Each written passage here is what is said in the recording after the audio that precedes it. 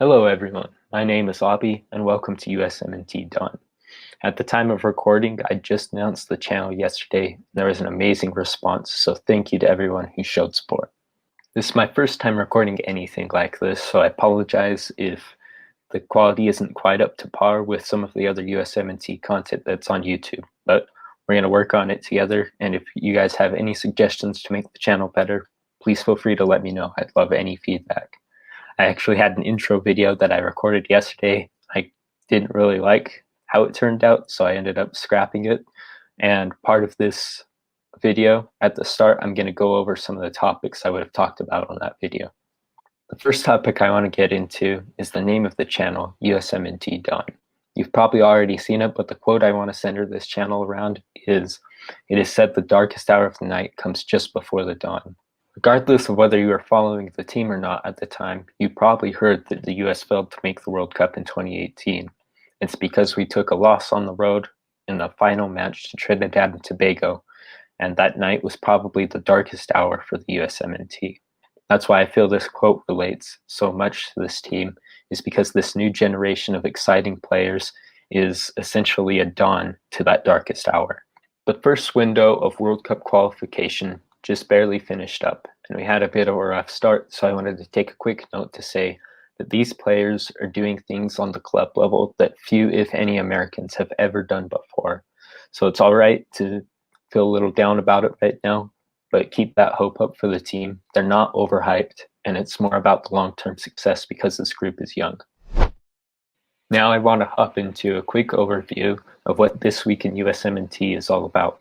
On the screen here, you can see I have a notes file with a bunch of topics with their date listed, and I'm going to go through these one by one and talk for a minute or two about all of them. So without further ado, I think we should get started. The first topic I want to get into is the Revelations Cup. On September 1st, there was an interview with the current sporting director of the Mexican national team, and he dropped details on a tournament that will be involving the United States. So as you can see here, we have the official Twitter account, and they dropped some quotes from the interview regarding the tournament. I'll read them off here. "We announced the Revelations Cup, which will take place in Celaya. 3 of the teams in the world will come along with the national team of Mexico. The tournament will be played from November 8th to 16th, 2021. The tournament will be played in the Miguel Alemán, and the fans will be able to attend, respecting all health protocols." Sorry if I butcher any of the names. Brazil, Colombia, and the United States will come to this tournament. It will be the first edition, and it will surely rotate in different parts of the Mexican Republic. Due to the world situation with COVID, we have not had a World Cup U17 or U20, and participating in the Revelations Cup is the closest thing to it. So this is really good news for the US. There was real concern over us not really holding youth camps, as far as I'm aware. Mexico had been holding these youth camps. And due to COVID, the U17 and U20 World Cups were being canceled. So this is really good for our youth national teams. They'll get a chance to play some pretty good competition in Mexico, Colombia, and I believe it was Brazil was the third one. Let me check that real quick. Yeah, it was. So yeah, it's just really good competition, and it's during the November World Cup qualifier window. So we're not going to see Gio Reyna or probably Ricardo Pepi now after his performance this window. But we'll probably see a lot more domestic talent that maybe hasn't had a chance to show up yet. Caden Clark, Cade Cowell. I know there's a couple on DC United, like Neiman. There's Paxton Aronson and Quinn Sullivan, I believe, from the Philadelphia Union. There's plenty of young talent. It'll probably be mostly domestic, I would guess. It might be hard to get somebody like Joe Scally over.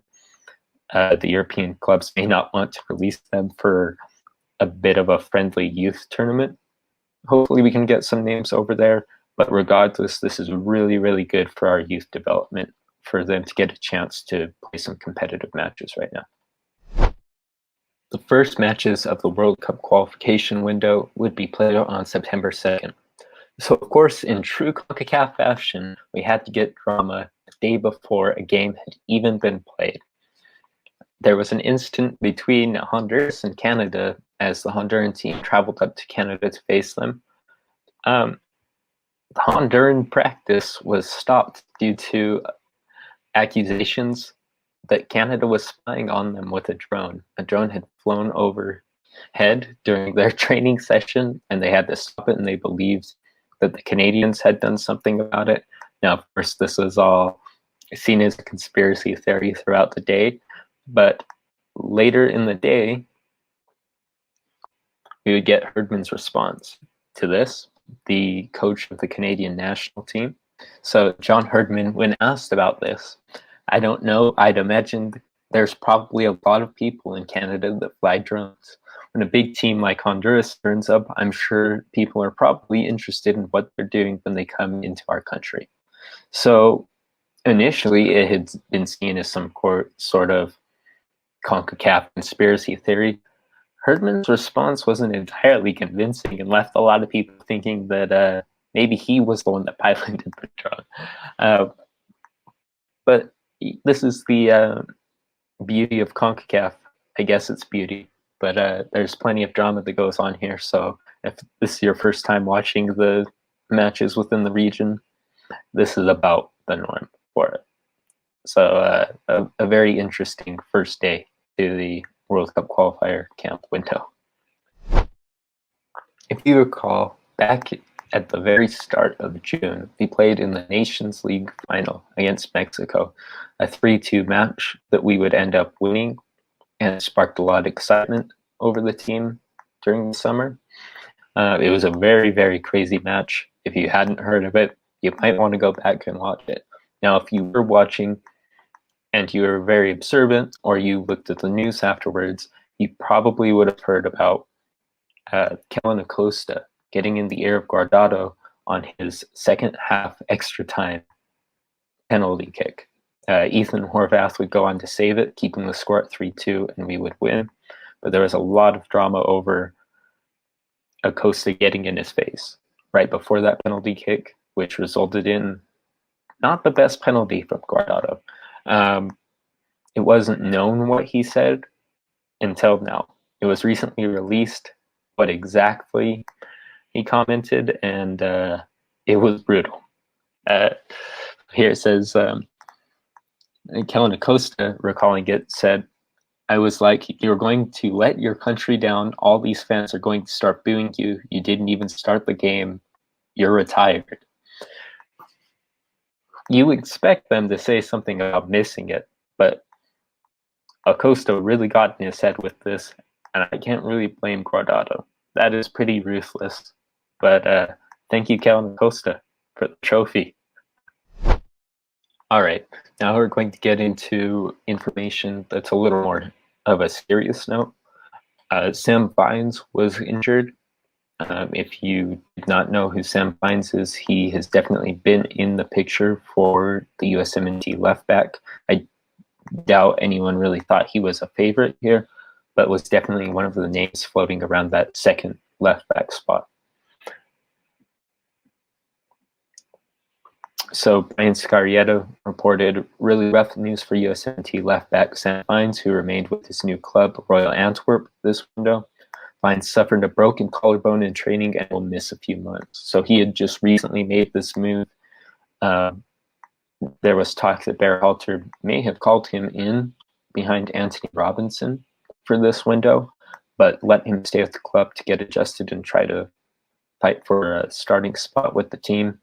But he ends up with a broken collarbone and out for a few months, which will knock him out of the first 3 windows of World Cup qualification for sure, and definitely won't help his standing at the club. So it's not necessarily something that will really affect us hard as a team, but it's really rough news for Sam Vines, who had gone to really challenge himself over in Europe.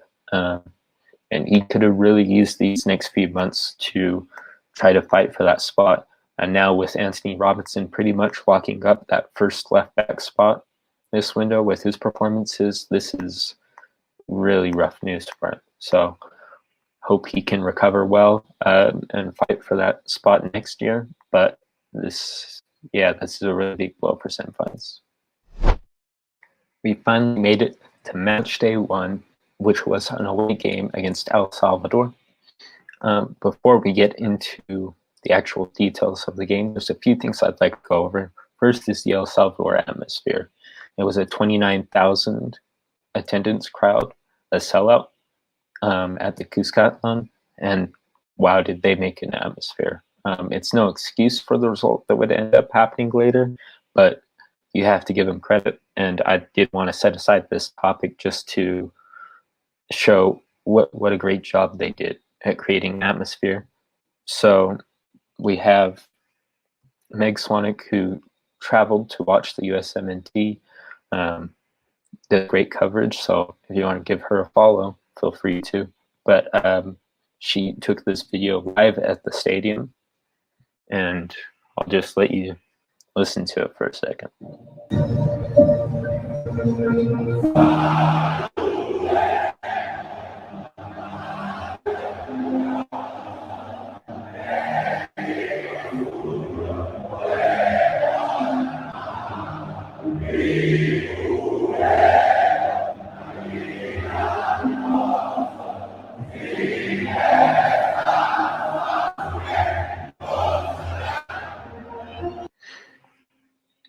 So it's just incredible what they were able to do with only 29,000 people. I really don't think we get to experience that in the US. Usually it's pretty quiet during the anthem, but you kind of wish you could see what the US would look like with this kind of an atmosphere, the national anthem, and what an environment they created. So it was really cool to see that. I really hope the sound came through. If not, I'll probably have edited in a segment where I tell you to click on the link below. But if not, you can just ignore this part. So on to the next. This topic relates to our previous one. It deals with the El Salvador atmosphere. I believe it was during the US national anthem. There were fireworks going off. And when they did the close-up of the players, Giovanni Reyna and Weston McKennie were standing next to each other. And Reyna was actually pretty shook by the fireworks going off. I think he was pretty tense in the moment, feeling the atmosphere. And Weston McKennie couldn't help himself but laugh. Here's the freeze frame of it. And then there should be a video down below here.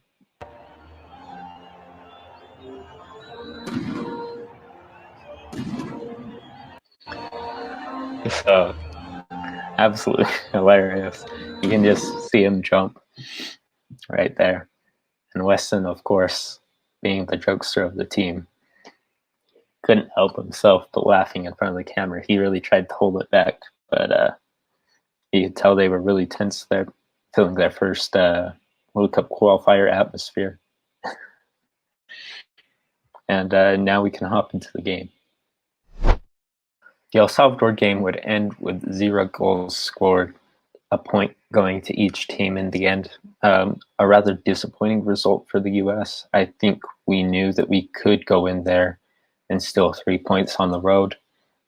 This is a team that I feel, at least, has evolved past the point to need to rely on this philosophy of winning at home and drawing on the road. And as we would see later in the window, using that philosophy doesn't really help you down the line if you make slip-ups. So it was a game in which we held 49% possession, but we had 13 shots compared to El Salvador's 7. A lot of people wishing that just one of those had gone in, but still not the most convincing performance. After the game, I think a lot of people in the community were either of the mind that a draw was fine on the road, or that this was a really rough showing. I think in the end, the latter would prove to be true with what we saw throughout the rest of the window, but not the best result, not the worst. Still got a point on the road. The atmosphere was crazy, but hopefully we can expect better in away games, like the next away game, which we'll talk about much later in the video.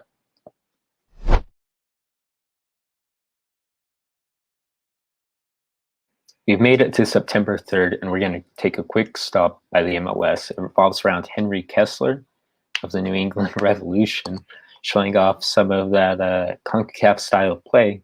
And I don't think there's much more to say than take a look at this. Kicks the ball, gets the backup ball, and chucks it.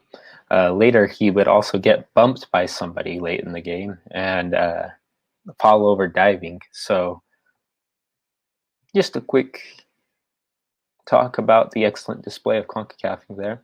That's one way to get on Greg Berhalter's roster, I guess. As we've seen with Kellen Acosta, I guess it wins trophies, so who knows, maybe he'll end up on there for it. But probably not, but you like to see the effort for sure. On to September 4th, and we're going to take a look back across the Atlantic to Italy, where, according to La Gazzetta dello Sport, American investment firm 777 Partners has acquired a majority stake in Genoa, who is in the Serie A, and an announcement is expected on September 14th. So at this time, there's no announcement as far as I'm aware. It's September 11th, though. So we'll have to keep our eyes on this. You may wonder, all right, American investment firm, what's that got to do with the USMNT? Venezia actually has American owners, and we saw during this transfer window, Gianluca Busio would make a move there, Tanner Tessman would make a move there from the MLS, and then right at the end of the window, Jack DeVries from Philadelphia Union would make a loan move there, I believe. I believe it's a loan. But 3 players immediately because of an American owner. So this would be a great foot in the door for any Americans in MLS that are succeeding. Genoa is a good Serie A team. I don't know if they're not exactly one of the big teams in the league, but definitely a chance for Americans to get involved. Maybe we'll see some moves in the January transfer window, but this would be very good if this went through. Now, back to the United States in Nashville, where we'd be playing Canada. The day before the game, the team arrives back and has a training. Pulisic would return. He had been left back in the United States for their trip to El Salvador because he was recovering from a positive test of COVID. Luckily, it was asymptomatic, but they wanted to make sure his fitness was up, so he wasn't involved in the El Salvador game. And he returns to training, and his friends, Weston and Tyler, were just really, really ecstatic to see him, you could tell. And we've got video of him returning to camp.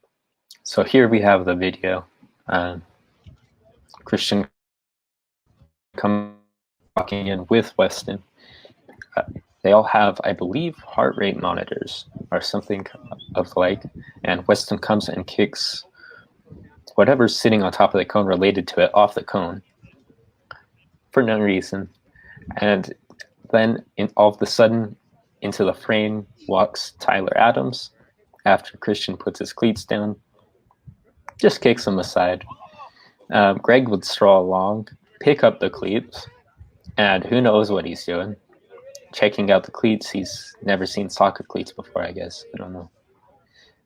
And sets them down. So quite the welcome for Christian. I don't think he loves the attention, but he gets it nonetheless. Now we're going to talk about one of our other opponents in World Cup qualifying, Jamaica. They're attempting to get Demarai Gray. You may know him from Leicester. He is now at Everton. Reggae Boy Central reports, a very reliable source says that Demarai Gray of Everton in the EPL will be a part of the squad for the October window for World Cup qualifiers to face the USMNT, Canada, and Honduras. So we don't know for sure if these reports are true, but if he is called up, it would definitely bolster that Jamaica squad that we'll be facing at home in our first match of the October window. So it's something to keep our eyes on. He might be on the roster. Jamaica have struggled, though, at the start. So it's a really unpredictable team we'll be facing. We don't really know what to expect, but we have to hope that Demarai Gray might not be ready yet in time for October. We're going to get into the Canada game now. Before we hop into the match report and everything, there's a lot of chaos that happened just before. Stefan was continued to be ruled out due to his back spasms. Reyna had been injured and wasn't available to play. Weston McKennie would be suspended due to COVID protocols. A lot of rumors were swirling about that, but we still don't really know the entire details, but it wasn't anything too severe. He might be back for the October window. He was released after this game from camp and sent back to Italy. We were down a lot of players, and as well, we had Greg Berhalter randomly sighted running around Nashville before the game. No mask on or anything. A lot of people were making jokes about Weston McKennie being suspended for breaking COVID protocols, but Berhalter was just strolling through town. And here we have the video. Let's go! Let's go, coach! So a very odd occurrence. It's quite the roller coaster. This window, a lot of crazy stuff happening. Yeah, there's not much more to say. I guess he was getting his pregame run in and just warming up in case they needed to call him because of all the injuries we experienced this window. That's about where the fun ends for September 5th. The match against Canada would end in a 1-1 draw in Nashville at Nissan Stadium in front of an attendance of about 43,000, a little over that. A very, very disappointing result and probably the worst result of the window for the team. There was definitely a lot of negativity surrounding the team afterwards because there were already people after the El Salvador game who were concerned with our lack of vision on the field, and the people who had said a draw on the road is fine, let's stick to our philosophy of win games at home, draw on the road. It all came crumbling down. Now all of a sudden we have 2 points in 2 games. Very disastrous for a team that went in hoping to maybe even get 9. It would be Brendan Aronson with the goal, but a mistake would allow Kyle Larin to get the equalizer, and it ends 1-1. Canada very, very happy with that 1-1 draw. It's definitely a game that the U.S. had chances to put away, but Canada also had their chances. It was 72% possession for the U.S., but there wasn't a lot done with that possession, and that was the main concern, was that lack of vision that we saw in El Salvador continued again at home. And at home, we had really been dominant, or at neutral venues over in Europe, in Austria. Every CONCACAF opponent we faced, we were winning against. And Mexico, who we played in the 2 finals of the tournaments this summer, we had level at the end of regular time, at the end of 90 minutes. So this was a really, really concerning result. Canada's a good team, but it's not a team we should be drawing to at home. We had 11 shots, could have put it away, but Canada had 6 of their own. And that's not exactly the kind of stats that you want to end up in a draw. This is a game that the U.S. should have dominated, and definitely a disappointing result that had the community really thinking about, is this going to be another repeat of 2018? Luckily, we'd get a better result on the road in Honduras, but we'll get to that later. This was not good. For September 7th, we have news of a happier sort for sure. Jochen Sauer, head of FC Bayern's campus, where they developed the players, had this to say about Justin Che, who had just returned from a loan spell at Bayern. When the MLS season ends in November, we'll certainly sit down with our partner club, FC Dallas, and see if a few interesting players want to find their way to Europe again.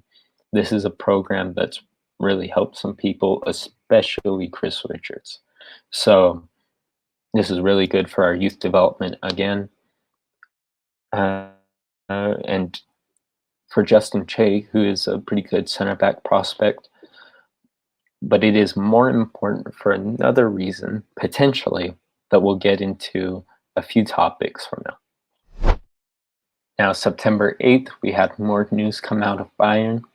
Taylor Booth and Malik Tillman are both Americans. I believe Malik Tillman is not necessarily looking at the USMNT. He is American and German dual national, I believe, and I think he's more focused on the German national team. He's still a name to keep an eye out for, because if Germany neglects him and never gives him an opportunity, he might be somebody that we could snatch. But this is more about Taylor Booth. Taylor Booth and Malik Tillman will now train regularly with the first team with the request of Julian Nagelsmann. Nagelsmann is very interested in the youth teams. So this is big news for Taylor Booth. He's somebody that could step up, get a loan or get minutes at Bayern, and all of a sudden break into our midfield for the national team. I think he's a kid with a lot of potential. It'll be exciting to see what he can do. And this is really good for the topic we discussed just before this, with some of the MLS kids maybe getting a chance from FC Dallas to come over and impress with FC Bayern, the campus. And if they get into the youth teams there, Nagelsmann's going to have their eye on them. Early on the day of the Honduras game, we got news of Julian Araujo, who will be switching over to Mexico. USMNT takes reports. Done deal. Araujo files a switch to Mexico yesterday.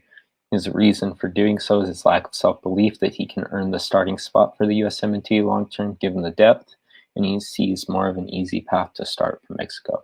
I'm not 100% sure on the reasoning there. It may be true, it may not be true, but it is for sure a fact that he has filed his switch to Mexico. And the account on Instagram that had reported it didn't have many followers, but it has been confirmed that they're a pretty reliable source. So we have lost Julian Araujo. It's all right because we have a lot of right back depth, but it's definitely something to be concerned about with the continuing trend of Mexican-American talents who can represent either nation choosing Mexico. But we did get a pretty big victory, and that's our next bit of news. The United States' biggest win in the effort to improve our recruitment of Mexican-American dual nationals is Ricardo Pepi, who made his first appearance against Honduras. He would start that game. And the second youngest American to play in a World Cup qualifier. So I know a lot of people were really excited to see him. He's been on a hot streak in the MLS, scoring for FC Dallas. I believe he is somewhere around 5th on total goals scored at Golden Boot race. And also, I believe he's tied for 3rd on non-penalty goals. So he's really been storming through the MLS. And relating to that Bayern news I was talking of earlier, they said if there's some interesting players that want to have a shot at Bayern from FC Dallas, they'd have their opportunity. And Ricardo Pepi's just in form right now at the right moment. Lewandowski, I know he's not necessarily thrilled with Bayern at the moment. I think he said he was seeking a new challenge. So there's a chance that Lewandowski moves on. And Ricardo Pepi, of course, wouldn't be that main starting striker for them. But there is a chance that he could be plugged in as their rotational striker and try to teach him what European football is all about. So just a really good moment to be in form, and a really big moment for him to declare to play for the U.S. when both the U.S. and Mexico really wanted him for this window, and he gets his start against Honduras, and we're about to get into it, but what a debut it was.